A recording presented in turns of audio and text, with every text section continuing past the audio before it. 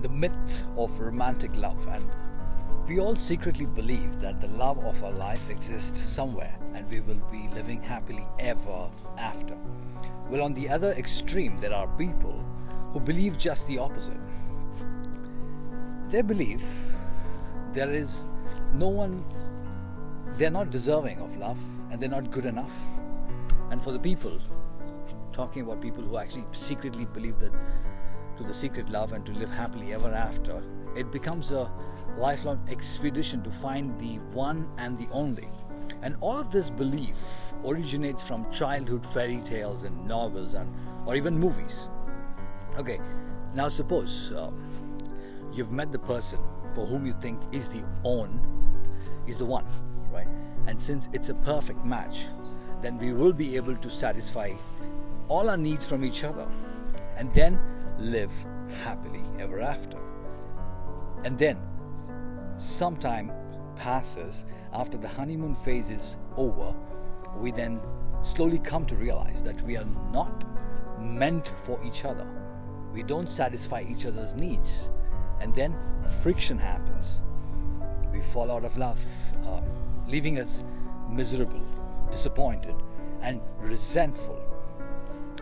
Then we look back at our relationship. It seems very clear. It seems very clear that we made a mistake. Perhaps we misread the stars. We thought love was real, but now nothing can be done about it. We are left with living unhappily ever after. Well, all our ideas about perfect love or relationship is shattered. Once the idea which seems so real, it becomes elusive and deceptive.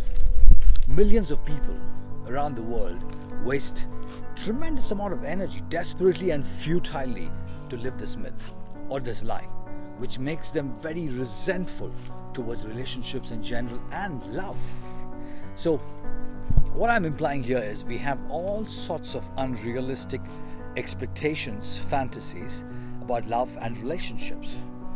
And we project those fantasies upon the other person, which creates a tremendous pressure on a relationship. And the relationship starts breaking and then it starts falling apart. Well, you can clearly see this is the myth of love. This is the myth of romantic love. And most novels and books talk about love, talk about romantic love, either the beginning of love or the climax of love or the tragedy of love. But no book or novel actually talks about the process of love, the journey of love, the sustainability of love. So this is where we need to step in as conscious being, conscious thinking, destroying all the myths of love, and with self-awareness, work skillfully on love, not wanting it to be perfect, but a journey towards perfection.